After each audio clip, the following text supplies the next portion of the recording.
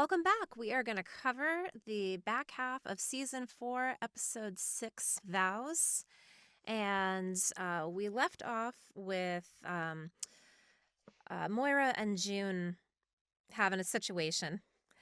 And we jump right into Moira being on a mission. And then she ends up in her own situation with this woman that she also loves. Right out of the gate, how are you holding up after seeing all that, like, up close? And then Moira's like, I've seen suffering up close before. This this bristled me a bit. Like, there's this disconnect between her perception of Moira, the work they're doing, and how Moira is probably the most knowledgeable person they have in regards to what it's like leaving Gilead. Um, And then she goes on to say the hardest part is when you're the one with the power, and she gives her this smile that I can really just only describe as pitying. It was just very condescending to me. Like, what kind of inspirational bullshit is this? Like, save it for Facebook. Are you Yeah, kidding me right now? I agree with you. It was exceedingly frustrating. And this is why, like, in the first half, when Marjorie, you were saying that, like, the way that Una handled herself was almost like a leader, like, this for me really hammered down on, like, that sort of, like, I can see why one would argue that she was acting like a leader previously, but this just really screams of, like, almost sociopathic behavior. Like that smile when she says it's different when you're the one holding or wielding the power, and having no real connection or understanding of what Moira has been through. It feels to me almost as though their relationship has been a bit one-sided, because Una doesn't seem to understand or respect that Moira has been through some very serious and heavy shit for her to be so almost condescending about it. You know? Yeah, well, I guess she's also very good at compartmentalizing in a way that Moira can't. And I'm assuming that is because of her time on the job and her training and stuff. And also, I was thinking, well, what if I tried to devil's advocate for her a little bit? And I'm like, well, maybe like she's also a survivor of something, but I don't think she is a survivor of Gilead. I I don't don't think she's think that. I don't think she's a And survivor of Gilead either, and I think it's yeah, easier to compartmentalize the pain when it's happening secondarily. exactly. And I don't know, she just rubs me the wrong damn way. And this is also kind of shades of the time they wanted to bring the woman doctor in to see baby Charlotte, and everyone was having a pissing match over what the right thing to do would be, which was, in the simplest terms, it would be to save the baby. Well, in this case, it is to save the June. It's like literally the path of least resistance to make sure that somebody gets fucking saved here. See, I'm not Um, sure. I disagree. Not that I like what so I definitely agree with you that she's condescending. hmm, I'm completely on board with the fact that she is out of touch with Moira's experience right now. Um, and I would expect that two people who we've seen only a limited interaction, but we've gathered that there is some intimacy there, and Moira's certainly head over heels for her, and it seems like the feeling is mutual.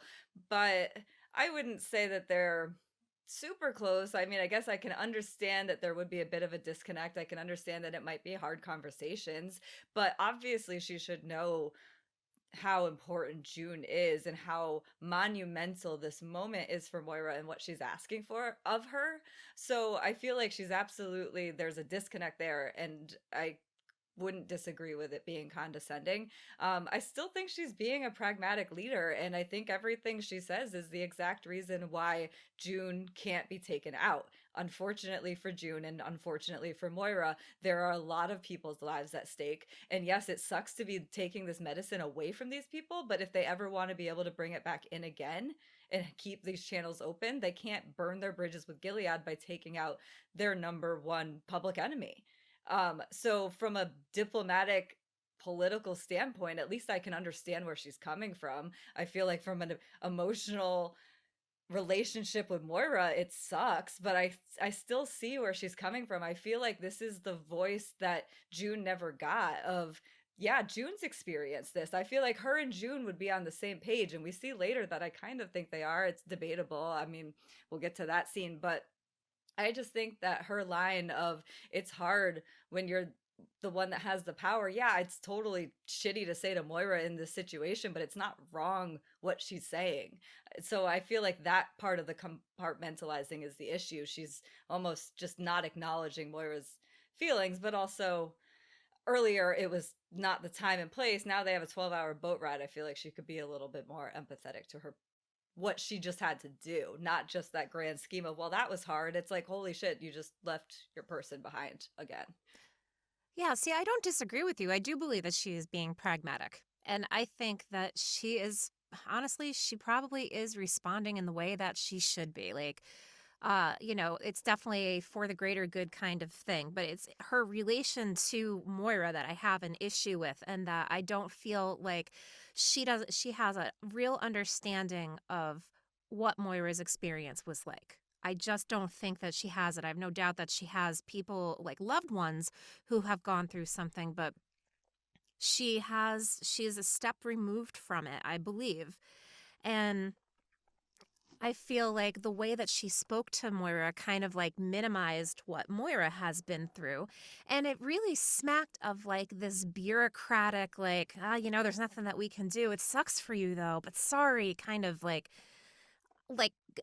removal from the actual person in the situation. And that's why this work relationship is not going to work because, I mean, the humanity in this overall situation is super blurry, but also like their relationship is blurry because of their, the fact that they work together. Um, and it seems like they've had to actually work at having a relationship.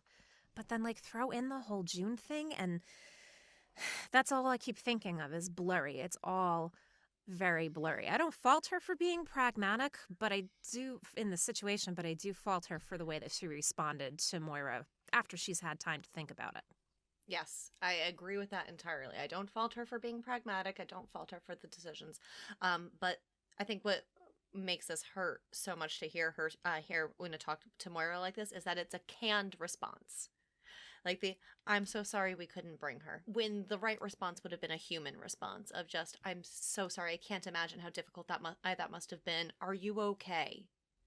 Not just, are you okay after like seeing all of that? It just feels so generic and cold, and it doesn't feel like the sort of response that you would give to someone who you're trying to forge a relationship with. And we can sort of see that on Moira's face as well. I think Moira was hoping for more from Una once there had been that little bit of time and they had been removed from the port. But of course we don't get a reprieve because as soon as Una starts talking, mercifully Una started talking about the port inspection. And it's just a normal thing before we leave their waters. We're only 10 hours from Toronto after that. It's totally fine. And the panic that washes over Moira's face. Because she has no recourse now. She has to tell Una. Because otherwise she puts everyone into jeopardy more so than she already has. And what a painful thing to have to do after just hearing this canned response, knowing that Una's not going to, she's going to respect, or not respect. I think she's going to try to sympathize or empathize with what Moira's going through, but at the end of the day, she is going to take the pragmatic approach, and Moira knows that, and I think that's why one of the reasons she looks so scared. Yeah. They cut immediately to June being on this boat, and they're surrounding her. This debate is happening. And it sounds like the NGO is going to get blown up for taking her in, but if they turn her in, they're definitely going to kill her. And Moira goes to bat for June by saying it's her fault, and Una is like, yeah, Sweet Pea, it is your fault. And I know you love your friend, but we all have people we love in Gilead. We know, Una, we know. We get it that you also get it. Thank you for telling us. She just rubs me the wrong way. Moira is kind of disgusted over this. This is going to do wonders for their relationship. And immediately this guy speaks up and is like, yeah, we should definitely turn her in. And that it's just like, it's like a slap in the face for June and Moira. It's a slap in the face for June. It's a slap in the face for Moira. I have a lot of thoughts on this because Una opening up the dialogue, saying, "I have the utmost respect for June Osborne," and laying down all these amazing, fantastic things that she's done, but then also realizing the gravity of the situation. I am flummoxed that if we're going to call her a pragmatic leader, I understand taking the opinion of everyone that's on board to a point, but all this is going to do is draw a wedge between the people that are team dumper and team keeper. You don't think? No, Marjorie's I shaking think her this head is no. the best thing that she could have done is at least she's the leader. She gets the final say. There's nothing wrong, and it's absolutely the thing a leader should do when you have a crew of people that are all in this together. They all have stakes. Yes, we know Moira's stakes. We know June's. But that's the point of this conversation to me is everyone has an yeah, I agree that their experiences may be further removed, but that doesn't mean that they don't want the same thing. They still have loved ones that they care about and they want to keep these channels open. The second that they take June Osborne and put her on Canadian soil, that is going to end. And we've seen what happens in the Gilead Council. These guys are going to retaliate. They have Fred Waterford. They don't want to use him as a bargaining chip for June Osborne. It creates a huge problem. A huge problem. This isn't I'm just not about arguing that it Moira. doesn't. I'm So not it's arguing it doesn't create a pragmatic. huge problem. That's I'm what not it arguing that. I'm not arguing that doesn't create a huge problem. yeah. Astounded though that someone who fancies themselves a leader who's going to make these decisions and then to open up the floor again, it's going to cause like for me, like if this is the sort of mission, like I understand taking everyone's opinion, but perhaps doing it in a bit more private of a way instead of drawing this massive wedge between people where you end up seeing all of these emotions start flaring in the room. That's not the sort of thing that a leader would condone, because like she's like with you see the conversation and you hear the conversation get more and more heated as they're just focusing Yeah. on June's face. You hear people yelling back and forth. It doesn't sound like Una has any control of this situation once she invites this conversation. The stakes are high. I think it's the exact opposite of what we were saying we didn't like that Steven did in Chicago. He's the leader point blank. Follow him and don't ask questions. She's asking questions. To me, it's just a different side of leadership. I really appreciated everything she said. It didn't bother me that of course they're gonna have these heated conversations. The stakes are insanely high. It's just huge. It's gonna get heated. I feel like it would be heated even if she just made a decision. If she makes a decision, the factions are still going to be upset and now they're going to feel like they didn't even have a voice. At least she's opening it up. She still owns the final decision and that's why she doesn't make the choice, because she says to Moira, I didn't really have a choice. I wasn't going to be able to sentence her to death. At the end of the day, she overrides everyone and makes the decision that she can sleep with at night, but it's not an easy choice for her. And I feel like that was the most good leadership someone could do in that situation. I feel like their tempers were already flared. Everyone was screwed in that situation as soon as they realized that Moira snuck June on the boat. I get why Moira did it, but I don't think anyone else in that room feels like Moira's reasons are good enough. No, I guess not. This is gone. She sure is. So we should probably end this recording, huh? I'm gonna say end this one. I'll put my stupid phone back in airplane mode. And yeah, then we'll all get back on.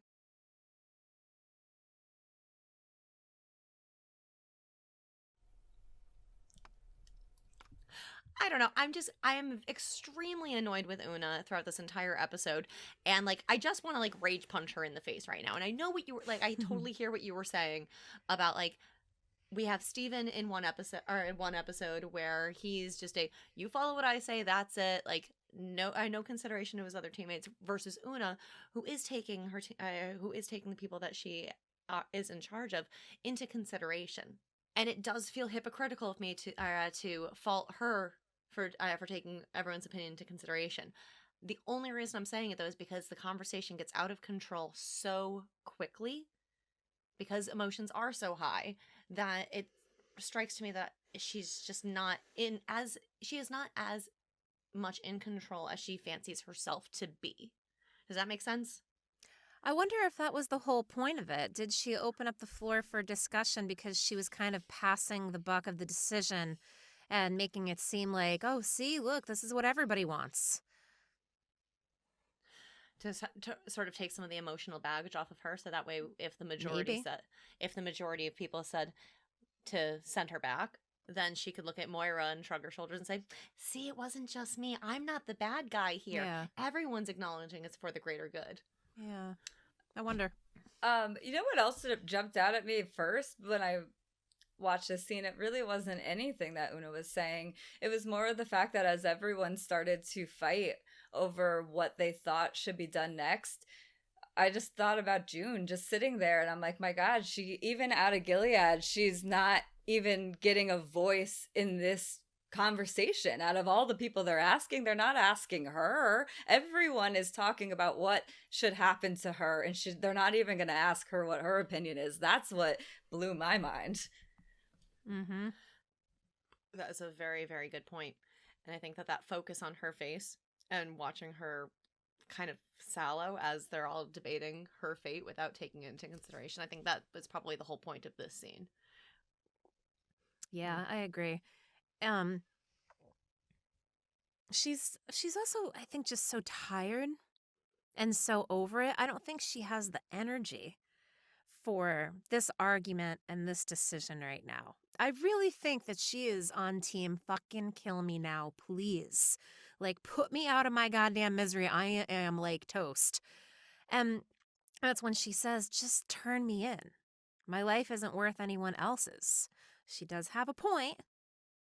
However, that's not going to fly with Moira. And it shouldn't fly with her. She does have a point. She's gotten all this way to get to this point. Like, she's still in limbo right here. But to just give up. Yeah, I think that's where we're seeing the guilt starting to wear on her of all the people that have died in the process of her getting here. And now she's faced with, once again, her life being spared, even though it's going to hurt many other people who may have otherwise lived. Even though obviously it's not her fault, it's just that this is the situation she repeatedly finds herself in, and that's exhausting. And I think that's a lot of her reason why she's like, Yeah, just send me back and end it already. absolutely. I love that thought, and also coupled with the notion of, for me, like, I read this as her concession that she was never going to be able to reunite with Hannah. And so what's the point? Right. It sort of turns into a kamikaze bomber sort of situation of, like, she knows that she will never get what she actually wants. She'll never get what she was fighting for. Um, so that for me is where I saw that. Just her realizing that on top of everything else, Yeah. that it wasn't worth fighting anymore.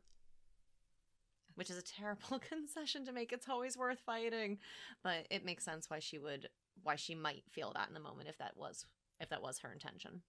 Well, especially when you consider the physicality of her experience. I mean, she's so banged up and malnourished at this point. Like, she's there, they don't have food. She was in a refrigerator. Like, I mean, she's still recovering from the torture and recovering from a gunshot wound. I mean, like, there is it, and then she just got bopped. So there's a lot happening to her body on top of all of that's got to be another exhausting toll, where it's just like she's just tired. I mean, you saw her in the truck with Moira. She just wants to lay there and have someone take care of her, and here she is, and she's like, just give me back. Because again, it's just, I get it. I get where she's at mentally. She's just run down every way you can look at it. Yeah. Absolutely. Oh, sorry. I was gonna say Moira still has fight in her though, and fight in her for June, because, like, the whole, like, you can't do this, June. After every battle you fought, you're just giving up. And, like, Moira was the one who was, like, adamantly saying that, like, there has to be somewhere we can hide her. Like, she's Moira. I think that if Moira weren't here, I mean, obviously, if Moira weren't here, we would find ourselves in completely different circumstances. But I think if Moira weren't there advocating for June, June might not have had any fight left in her whatsoever. Yeah, I agree. I think she was just so ready to check out.